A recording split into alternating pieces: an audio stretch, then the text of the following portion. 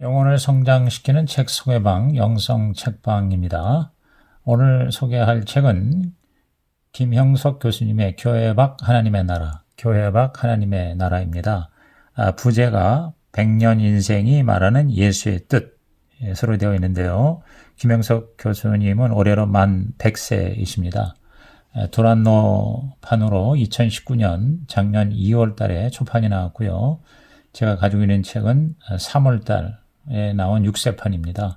한 달 만에 6세를 찍은 걸로 되어 있는데요. 224페이지에 정가는 12,000원입니다. 이 책은 앞에서 소개한 같은 저자의 왜 우리에게 기독교가 필요한가, 왜 우리에게 기독교가 필요한가의 내용과 일치하거나 또 중복되는 내용이 적지 않습니다. 한마디로 기독교는 교회가 아닌 하나님의 나라가 절대 가치가 되어야 한다는 것입니다. 교회가 기독교의 최후 목적이 되면 교회 자체도 무너지고 만다는 것입니다.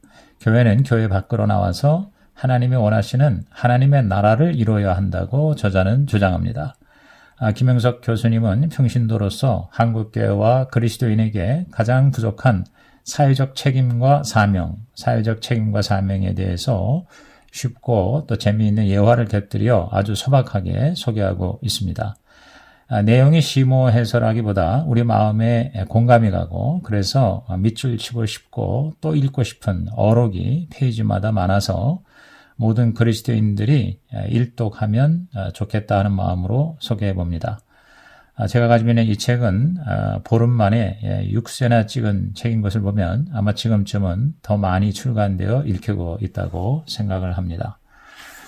책의 내용을 소개하는 목차를 보면은요, 1부와 2부로 되어 있습니다. 1부는 우리는 예수의 가르침을 제대로 알고 있는가, 2부는 우리는 예수의 가르침대로 살고 있는가.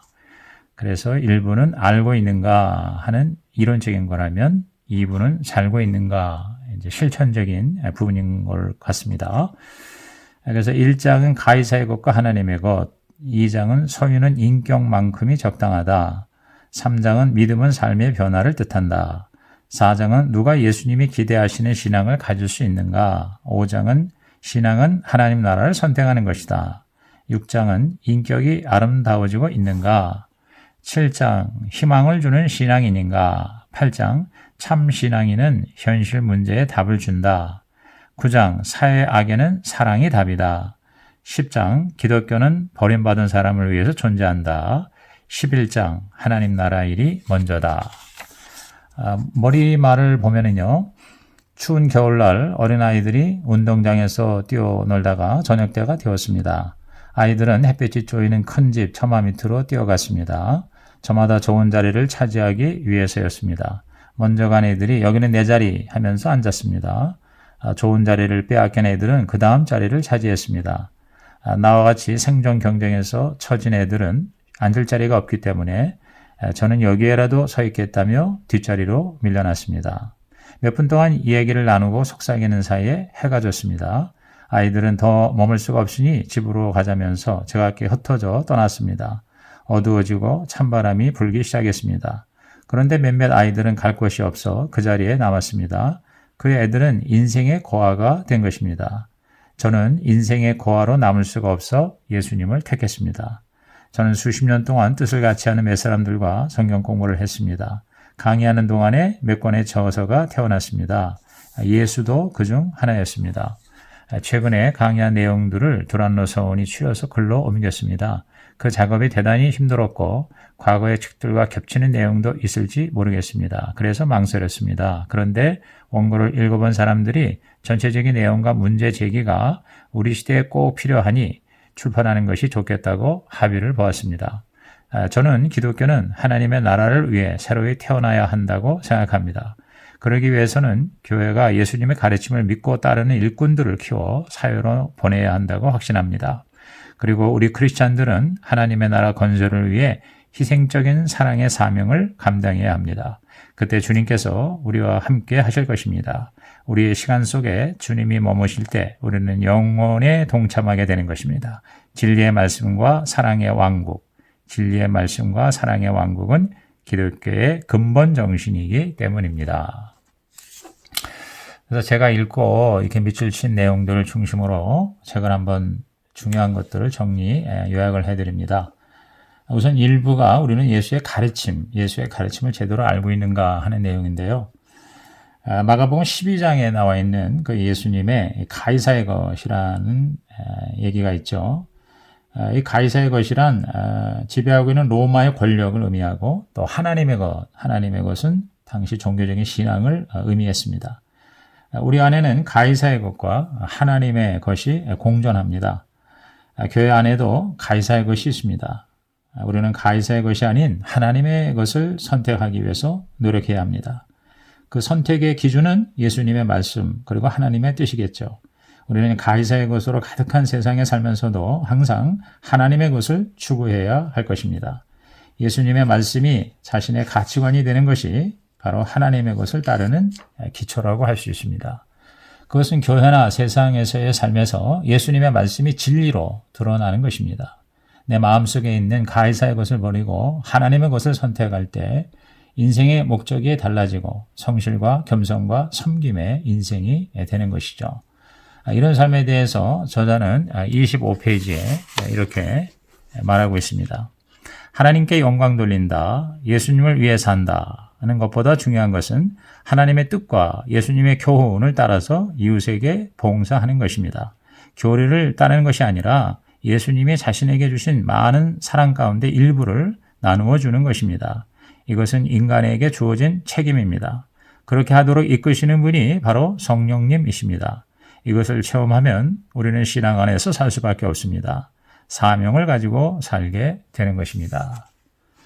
우리에게는 얼마만큼의 소유가 필요할까요? 예수님은 무엇을 먹을까, 무엇을 마실까, 무엇을 입을까 걱정하지 말라고 하셨죠. 인생은 소유가 아니라 목적과 의미, 즉 하나님의 나라와 하나님의 의를 구하는 것입니다. 예수님은 동양 속담인 공술의 공수고, 즉 빈손으로 왔다가 빈손으로 가는 인생에 대해서 말씀하신 적이 있죠. 재산은 내 인격의 수준만큼만 필요한 것입니다. 그 이상 많이 가지면 재산의 노예가 될 뿐입니다. 일용할 양식을 주옵소서라는 기도는 중요한 일을 할 수 있도록 필요한 양식을 주십시오. 더 차원 높은, 더 소중한 일을 위해서 살게 하옵소서라는 뜻일 것입니다. 기독교인의 경제여가는 무소유도 또 재벌이 되는 것도 아닙니다. 최선을 다해 벌어서 그 번 돈을 나를 위해서는 적게 가지고 사회를 위해서는 많이 베푸는 삶을 살아야 하는 것입니다. 이 저자는 정신적으로는 상류층으로 경제적으로는 중산층으로 사는 것을 목표로 삼았다고 합니다. 돈을 많이 벌어도 중산층에 맞춰서 사는 것이 행복입니다. 국가적으로도 미국처럼 부와 지식을 많이 벌어서 기부하는 시스템이 바람직합니다. 권력도 소유가 아니라 섬김이 되어야 합니다. 그렇지 않으면 싸우게 됩니다. 많은 사람들이 예수님의 이름으로 싸우는데 그것은 하나님의 마음을 아프게 하는 것이죠. 세상 사람들은 정권을 가져야 나라를 바꿀 수 있다고 하지만 예수님은 섬기는 자가 세상을 바꾼다고 하셨습니다. 진정한 민주주의는 섬기는 사람이 많아야 가능합니다. 진짜 명예는 내 인생을 소중히 사는 것입니다.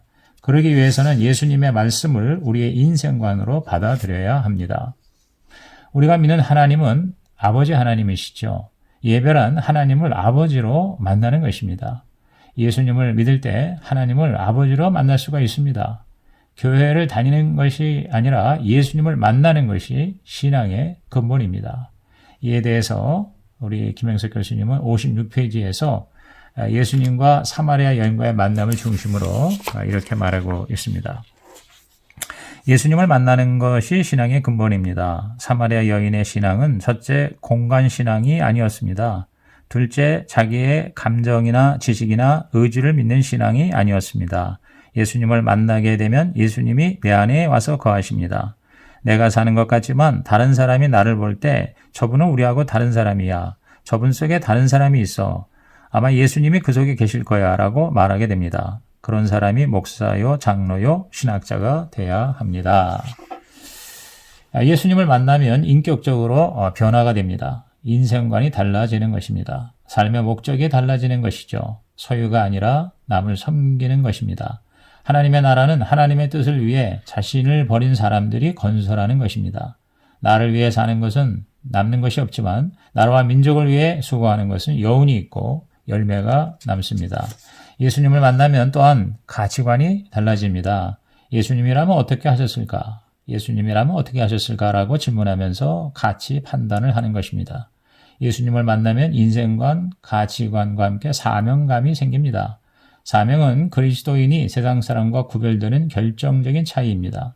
사명은 인간의 삶을 풍부하게 하고 역사를 바꾸는 것입니다.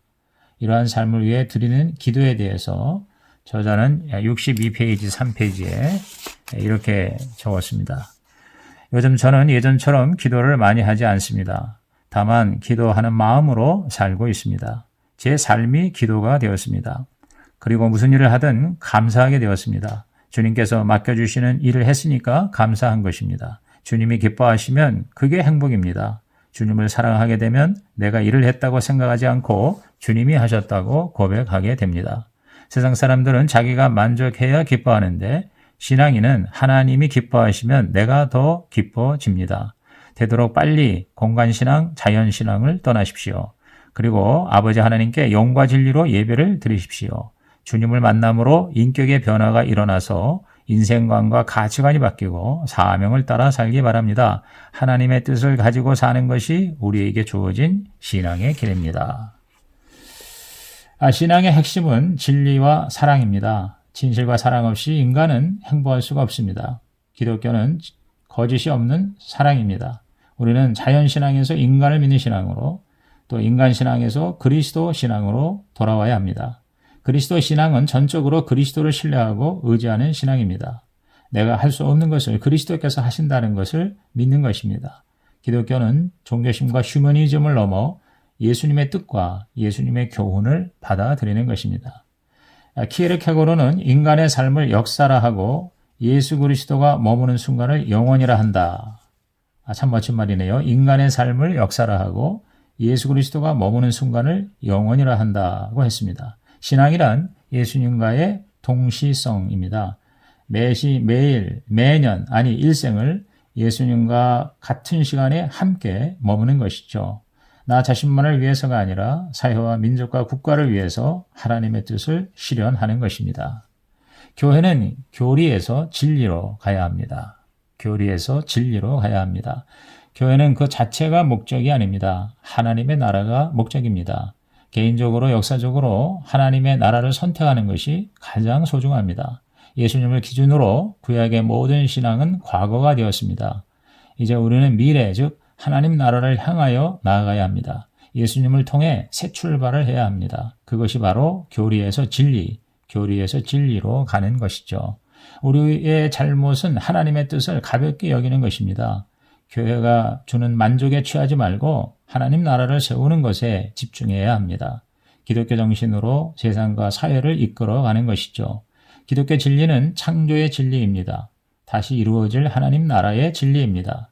그 중심이 바로 예수님이십니다. 예수님을 중심으로 과거에서 미래로 나가는 것입니다. 교회가 있어야 하지만 교회가 전부가 된다면 그것은 교회주의로 빠지는 것입니다.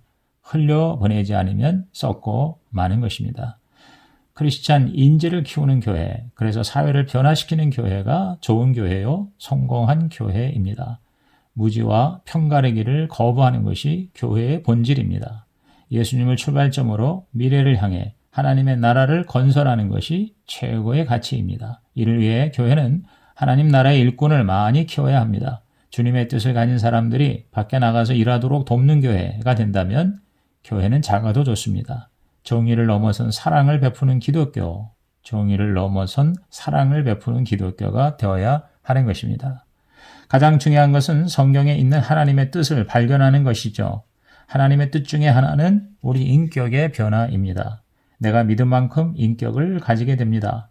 신앙은 예수님과 함께 거듭나서 인격의 변화가 일어나는 것입니다. 그것이 진짜 기적이고 진짜 축복입니다. 내 자아가 하나님의 자아로 바뀌는 것입니다. 하나님 앞에 우리 모두는 죄인임을 발견하고 예수님을 받아들임으로 다시 태어나는 것입니다. 그것이 기독교의 은총의 선택, 은총의 선택이라고 하는 것입니다. 하나님 나라를 위한 은총의 선택인 것입니다. 믿음과 희망과 사랑, 믿음과 희망, 사랑, 이른바 신망에는 영적 공간의 세 각이라고 할 수 있습니다. 믿음을 통해 희망을 가지고 믿음의 열매로 사랑을 가지게 됩니다. 예수를 믿는 믿음으로 희망도 가지고 사랑도 가집니다. 믿음은 사회적 의미와 역사적 의미를 가집니다.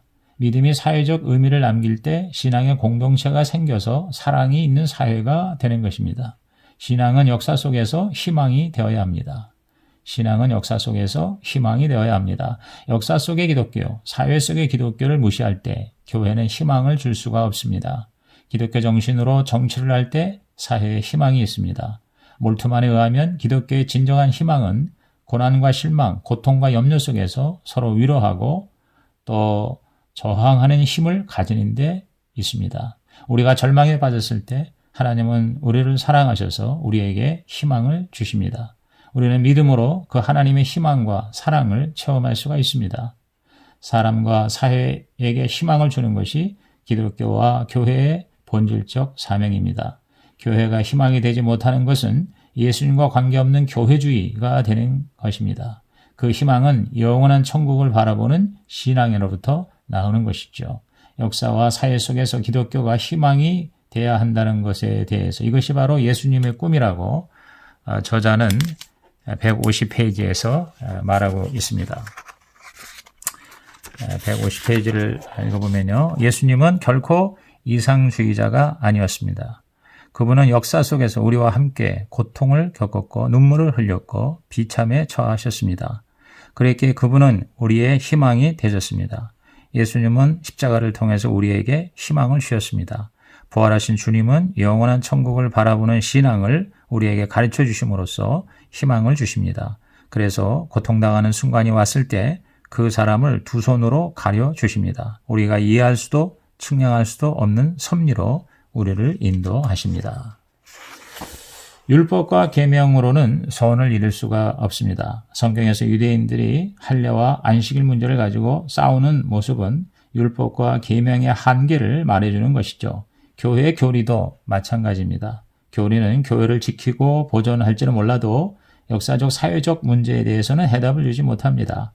교리가 아니라 하나님의 뜻이 중요합니다.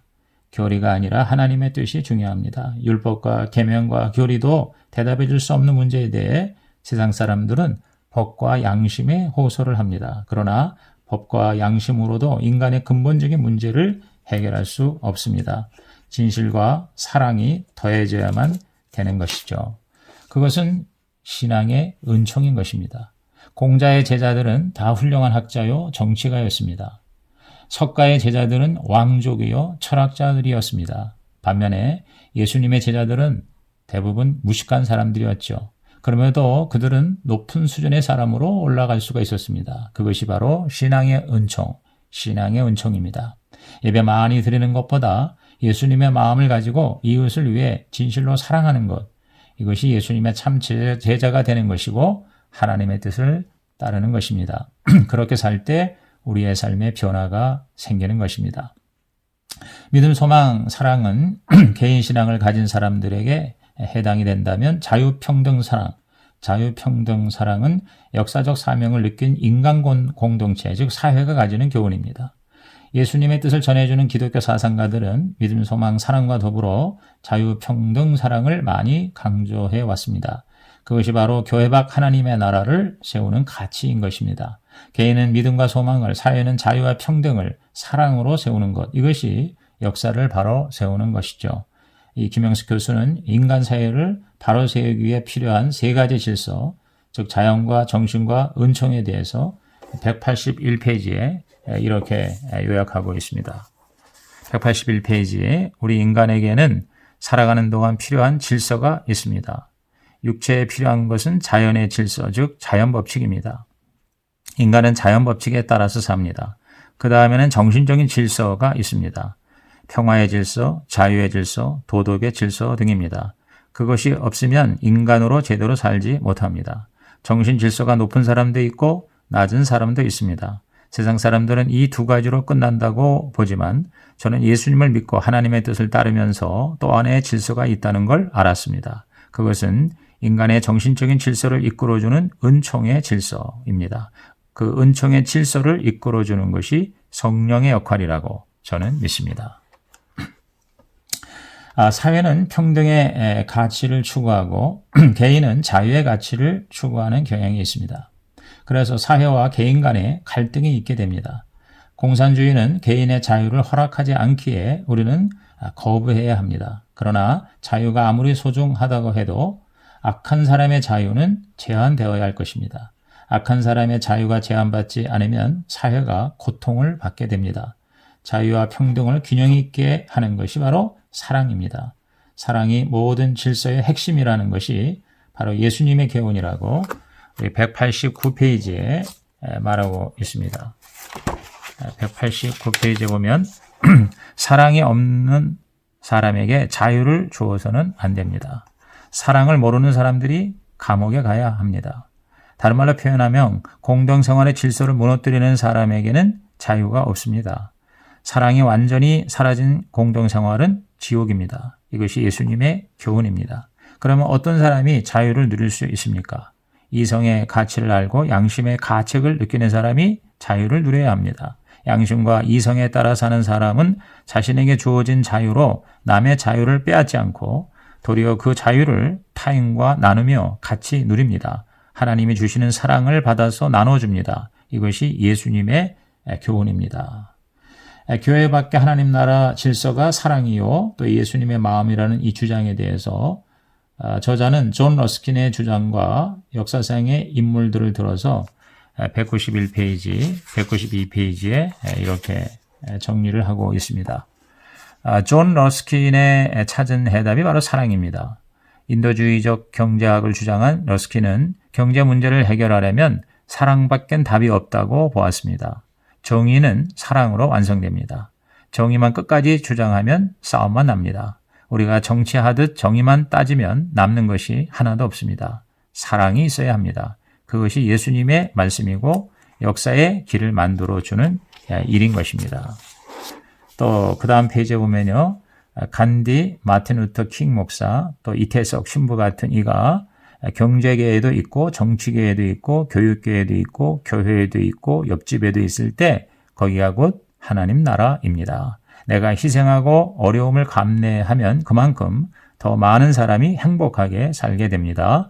이 마음이 예수님의 마음입니다. 사랑을 베푸는 정의, 이것이 바로 하나님 나라의 질서 체계이지요.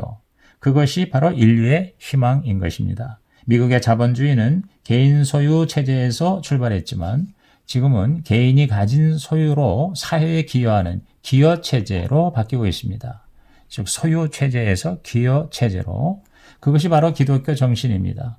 될 수 있으면 자신은 적게 가지고 많은 것을 남의 손에 주는 사람, 그가 바로 진정한 크리스찬입니다. 크리스찬이 다른 사람보다 열심히 일해야 하는 이유는 예수님 말씀을 받아들여서 더 많이 벌고 그것으로 남을 돕기 위해서인 것입니다. 일의 가치를 창출해서 나누어 가지는 사회가 기독교 사회입니다. 진정한 자본주의는 기독교 정신이 실현되는 사회입니다.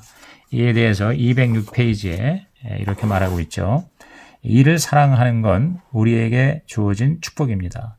저는 우리가 하는 모든 일에 있어서 기독교 정신이 무엇인가 생각하게 되는데 그것은 일을 사랑할 줄 아는 것입니다. 기독교 윤리에서는 경제적으로 어려움을 겪는 가난한 사람들을 위해 더 열심히 일하는 것을 자본주의로 봅니다. 자본주의는 기독교 정신으로 시작했습니다. 휴머니즘과 봉사정신이 남아있는 동안 자본주의는 성공했습니다. 성공한 모든 국가의 정신이 바로 거기에 있습니다. 우리는 예수를 이용하려고 하지 말고 예수를 따라가야 합니다. 예수님은 돈이나 명예나 권력을 위해 자기를 찾는 자를 물리치십니다. 예수님은 교회나 기독교를 통해 한 개인이 무엇을 소유하느냐 하는 것을 기뻐하지 않으십니다. 그런 목적이라면 주님에게 오지 말라 하십니다. 주님은 열심히 벌어서 자기는 적게 가지고 남을 위해 사회에 주기를 원하시는 것입니다. 지배하려고 하지 말고 섬기라고 하십니다. 생명을 죽이지 말고 사람을 살리는 일을 하라고 하십니다. 그래서 죽은 자들로 자기의 죽은 자들을 장사하게 하고 너는 가서 하나님의 일을 전파하라고 하신 것입니다. 저자의 마지막 말 224페이지를 읽어봄으로써 이 책의 내용 소개를 마치려고 합니다. 224페이지 이제 마지막 부분인데요. 우리 삶에 크고 작은 일들이 많이 일어납니다. 신앙인들은 하나님의 섭리를 느낄 때가 있습니다. 나는 모르지만 주님의 뜻을 따를 때 베푸시는 하나님의 섭리가 있습니다. 저는 참 행복한 사람이라고 생각합니다. 이 나이에 치매도 안 걸리고 아직까지 일하고 있으니까요. 앞으로 1, 2년 더 봉사했으면 좋겠습니다. 제 인생 전부가 알찬 인생입니다. 그것을 주신 분이 예수님이십니다. 죽은 자를 장례 치르는 일이나 가족에게 작별을 하는 일은 죽은 사람들에게 맡기십시오. 성실하게 최선을 다해서 주님이 나에게 맡겨주신 인생을 사는 사람을 주님은 버리지 않으십니다. 내 인생을 주님께 맡기고 사는 영광스러움은 나를 위해 있는 게 아닙니다. 다른 사람들을 위해서 사랑의 짐을 짊어지는 길입니다. 긴 시간 들어주셔서 감사합니다.